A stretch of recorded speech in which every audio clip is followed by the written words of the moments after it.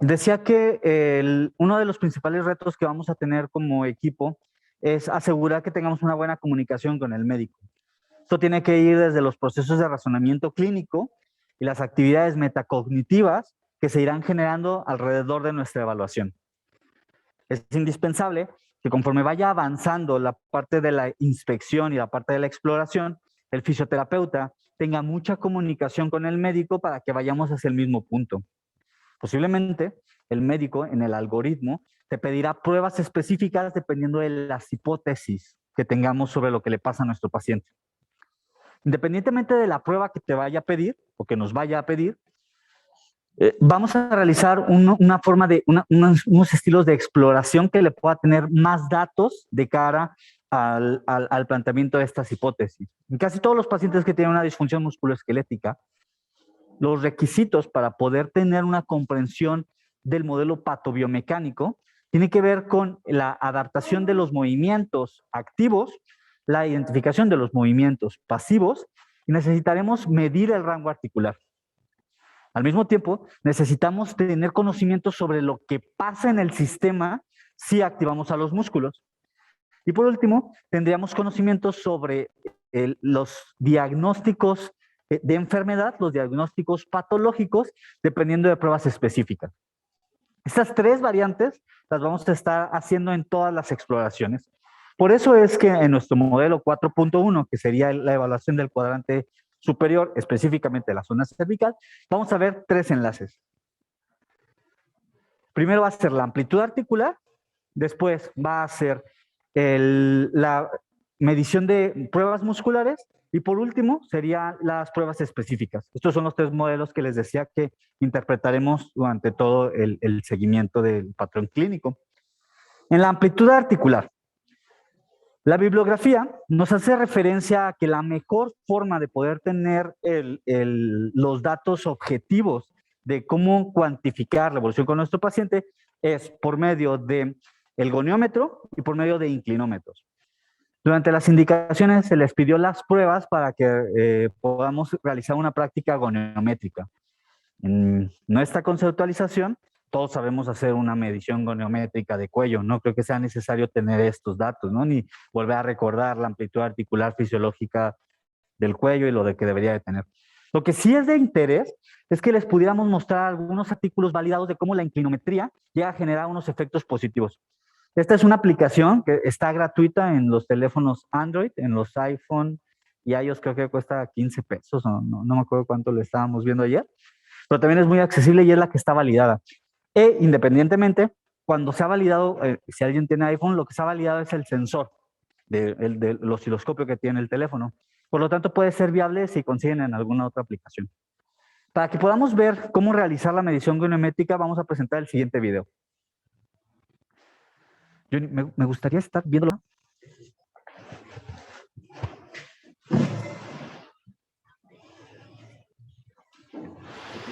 Sí. Y me acercas, ¿no? Tengo mi falda. La valoración activa, algunas características que deberíamos de tener en la exploración del movimiento activo y también cómo podemos utilizar un inclinómetro, una inclinación no con el teléfono. Una vez que tenemos el contacto con nuestros dedos, empezamos con el inclinómetro colocado en un 0. Y una vez que tengamos el 0, le pedimos al movimiento al paciente que lo realice normal. Esto nos permitiría tener datos muy concretos sobre la cantidad y calidad del movimiento de las cervicales. Esto se puede realizar para las actividades de flexión, extensión, rotación, que son muy fáciles. Y para las rotaciones, lo único que hay que hacer en una medición es colocar al paciente en supino. Esta es la técnica o el protocolo que está validado. Final es asegurarnos que con un lado contactamos a nuestro dispositivo sin que el teléfono esté contactando a nuestro paciente y a partir de ahí podemos agarrar la cabeza con nuestros dedos. Voy a hacer un ejemplo, Johnny, con una de estos pacientes. Mira, desde aquí me mueves la cámara. Igual ahí, eso es. Entonces yo ya tengo mi dispositivo y contacto a la cabeza. A partir de ahí puedo analizar los movimientos que sean. Por ejemplo, para realizar la flexión, pongo el contacto con mi dispositivo, estos 3 dedos que tengo libres, los correspondientes al cubital, estarían en contacto con mi paciente. A partir de aquí puedo poner el inclinómetro en 0 y ya puede realizar la flexión o puede realizar la extensión.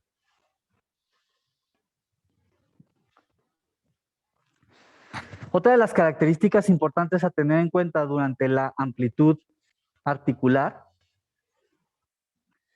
son las técnicas de sobrepresión.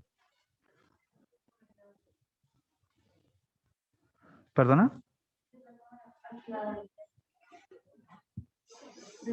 Ya. Las técnicas de sobrepresión son unas técnicas muy importantes para tener razonamiento sobre lo que le pasa a las cervicales. De hecho, si no hacemos sobrepresión en la mayoría de las patologías, no vamos a poder determinar si el problema es articular en cierto punto. De hecho, si se dan cuenta, todo lo que hacemos en nuestro diagnóstico, cuando lleva sobrepresión, tendrá una etiología articular. La sobrepresión, por lo tanto, será una forma muy efectiva de asegurar que nuestro paciente tiene un problema articular. La forma en la que hacemos la sobrepresión de las cervicales es por medio de la toma. Como se mostró en el primer video, algo que pasa mientras se está realizando la sobrepresión es que colocaremos una toma sobre el sitio que quisiéramos estabilizar y otra toma sobre el sitio que quisiéramos testar. En el video superior, debajo donde están las, ver cómo vemos un movimiento patológico, un movimiento de alguien que le duele el cuello, y el fisioterapeuta pondría una toma donde le duele. Imaginemos en ese sitio que sería C5. A partir de ahí, el fisio realiza sobrepresión, realiza mayor carga y valora lo que le pasaría al síntoma, ya sea que incrementa o en algunos casos disminuye. Si en algunos casos disminuye, todo el tejido blando cuando es comprimido tiende a disminuir patología. Entonces, si lo apretamos, puede ser algo muscular. Nos puede ayudar a tener una discriminación muy fácil. En el segundo video vamos a ver una forma en la que se discriminan las cervicales altas. Sabemos que kinesiológicamente los movimientos de las cervicales altas están enfocadas al deslizamiento de la cabeza.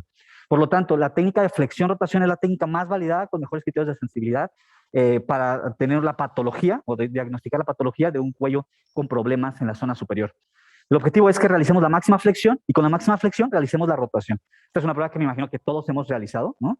Aquí sí hay un sesgo metódico y es una prueba que carece de buena especificidad. Es decir, no a todas las personas que tienen un problema de la columna cervical alta es positivo. Esta prueba nos puede dar unos falsos positivos. Alguien que no tenga dolor y que nos pasemos de fuerza o que hagamos una mala ejecución en la técnica y nos arroje algo positivo. Entonces, ¿cómo vamos a poder saber si esto se relacionaría con la patología del problema? Pues si esto se reproduce con los síntomas o esto está alineado a lo que generarían los síntomas patológicos. Después, vamos a hacer otro ejemplo de cómo podemos diseñar una discriminación locorregional. No sé si este concepto les suene particular o lo implementen dentro de su práctica clínica. ¿Aquí en Puebla lo implementan? ¿No mucho? Miren, la idea es que podamos tener un conocimiento específico sobre qué es lo que le alivia los síntomas a nuestros pacientes. Si podemos tener un dato de qué alivia, vamos a poder dar información concreta a nuestro médico de lo que estaría pasando en un entorno patológico. Tenemos a un sujeto guapo en la pantalla que cuando está en una posición neutra, todo asimétrico, no tiene nada, pero cuando el paciente rota, ¡ah! Le duele, ¿no? ¿Se ve? ¿Cómo está el grito de dolor? A este paciente le duele la rotación derecha. Mi duda como clínico es determinar si existen algunos factores biomecánicos que puedan generar un alivio. Una forma en la que podríamos tener esta discriminación es realizando la primera fotografía de la parte inferior. Una rotación torácica. Si tengo una rotación torácica y eso generaría un dolor en la parte cervical alta, podríamos hablar de que la disfunción estaría ligada a las torácicas altas. Es muy frecuente que los deslizamientos entre T1, T2 puedan llegar a generar patrones irradiados de dolor referido hacia el cuello. Y cuando tenemos una teleconsulta, nuestro médico debe tener todo el conocimiento para valorar cuál es el cuadro patológico. Por lo tanto, hagamos una rotación. Al sujeto guapo le duele la rotación derecha y hacemos una rotación derecha solo de las torácicas. ¿Me explico hasta ahí? Si esto no genera ninguna reproducción, podemos ver si la rotación del cuello, la rotación cervical, incrementaría los síntomas. Si estamos en una posición neutra, realizamos la rotación torácica, a partir de ahí realizamos una rotación cervical. Eso podría generar un problema en la sintomatología. Podríamos hacer la rotación hacia el lado contrario y después el mismo cuadro que reproduce síntomas, que sería la rotación derecha.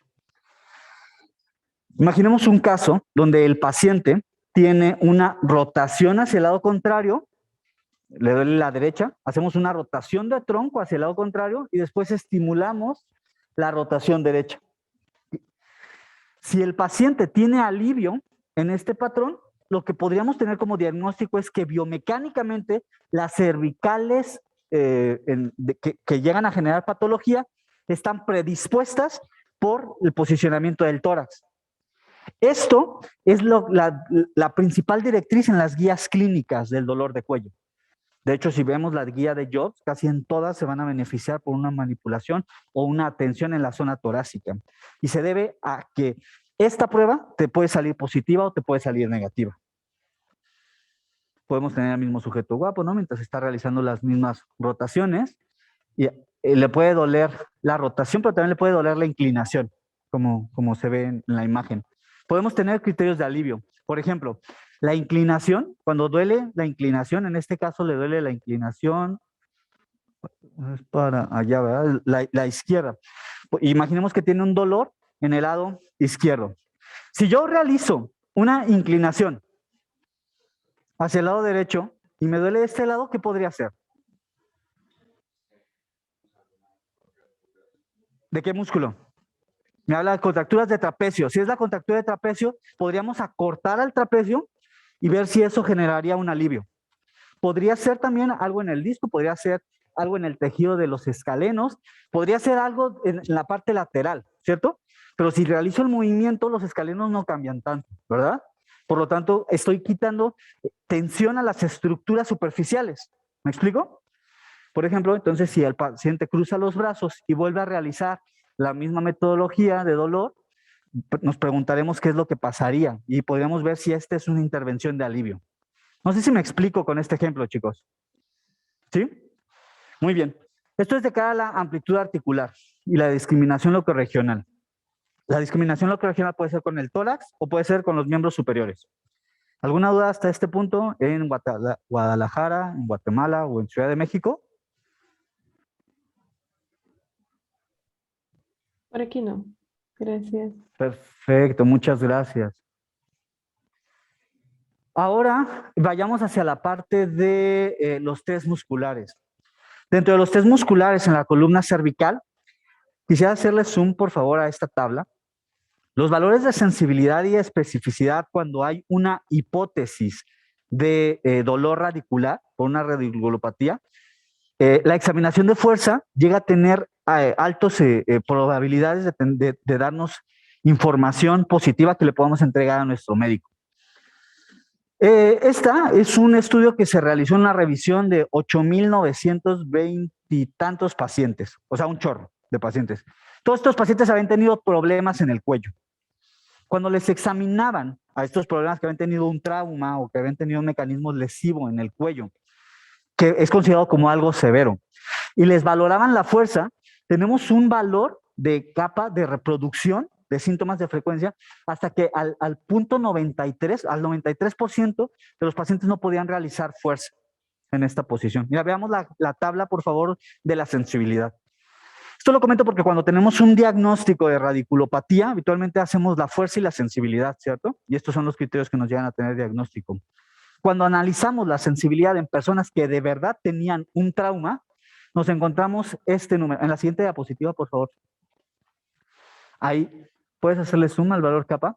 Ahí lo que pasaría es que nos encontramos hasta un 60%. Es decir, si tuvieras que elegir un test entre una persona que tiene una radiculopatía, ¿elegirías fuerza o elegirías sensibilidad? ¿Qué elegirías? Si tuvieras que elegir un test para una persona que tiene una radiculopatía. No, elegirías fuerza, porque la sensibilidad solo estaba presente con alteraciones hasta en el 60% de los 8,924 pacientes estudiados. No sé si me explico. Y la fuerza estaba alterada hasta en el 90 y tantos % de los pacientes. Entonces, la fuerza puede ser un adecuado criterio. ¿Cómo se examina la fuerza? Pues la metodología es muy sencilla. Podemos regresar, por favor. La examinación va a ser por medio de las raíces y las vamos a dividir como C5, C6, C7 y C8. ¿En el slide pasado, Fred? Por favor. Ahí. Para C5 podemos realizar el gesto de flexión de hombro. Para C6 generaremos la flexión de codo, haciendo referencia al bíceps. Para C7 haremos la estimación del tríceps. Y para C8 haremos la presión de los abductores para medir los interóseos dorsales. Muy bien, continuando con la parte de la exploración en los test musculares, hay algo muy importante que nuestro médico debe saber, que son las alteraciones de la coordinación. Y para esto, la prueba de los flexores profundos es la que más validez tiene. Ha sido estudiado durante los últimos 30 años con múltiples tipos de tecnología y sabemos que el test a 24 segundos es igual de fiable que las mediciones electromiográficas o que las mediciones con los sensores de presión como el Stabilizer de Chattanooga. La prueba consiste en que le pidamos al paciente que realice una flexión cranocervical, como se estaría mostrando en el video, que separe unos centímetros de la camilla, lo suficiente como para que nuestros dedos puedan entrar. El paciente debería estar 24 segundos en esa posición. Si el occipital toca nuestros dedos, que serían nuestros sensores, lo que diría es que el paciente tiene un déficit en la activación muscular de los flexores profundos. Esta prueba la han visto, ¿no? La realizan en su práctica clínica y así. Yo sé que hay diversas metodologías para realizar esta, la palpación, con el electrofeedback, con los electromiógrafos, pero es igual de fiable solo colocando los dedos. Podemos ir a domicilio sin ningún problema, poder realizar esta prueba para saber la integridad y el funcionamiento de la musculatura estabilizadora. Y después tendríamos, ahora sí, las pruebas específicas para el cuello. Dentro de las pruebas específicas, una de las principales estarían ligadas a las técnicas de neurotensión en el miembro superior. Hay diversas técnicas de neurotensión. La que tiene más peso científico según los niveles de, ahora sí, de especificidad, que son los negativos en las personas que no tienen la patología como tal, es el Upper Limb Tension Test, y ya está en el concepto A, ¿no? Que hay un montón de Upper Limb Tension Test. Este consiste en realizar depresión de clavícula, después realizar la abducción con rotación externa de la glenohumeral, hacemos la supinación y la extensión de dedos y realizamos por último la extensión de codo. La característica de este test tipo A es que otra vez llega a generar una discriminación locorregional. Le pedimos al paciente que haga la inclinación hacia el lado contrario para elongar al sistema nervioso y después le pedimos un cambio hacia el lado que estamos testando para comprobar la disminución de síntomas. Esta comprobación de síntomas es la que nos va a dar la verdadera diferencia entre que la prueba sea sensible y específica. Si solo hacemos la técnica de neurotensión, nos pueden salir datos positivos y no necesariamente estarían relacionados con un cuadro patológico en los síntomas de nuestros pacientes. ¿Está claro este punto, chicos? Perfecto. Y después, para cuando sospechemos de alguna radiculopatía, está el Spurling test. Es una metodología también que todos conocemos. Hay que colocarse en la parte posterior hacia el paciente. Inclinamos la cabeza y la rotamos homolateralmente hacia el lado que vamos a testar y generamos una presión en un grado firme y fuerte. Esto ahorita lo vamos a estar realizando de una forma práctica, solo para garantizar que todas las personas que lo estén implementando lo estén realizando de una forma correcta o adecuada.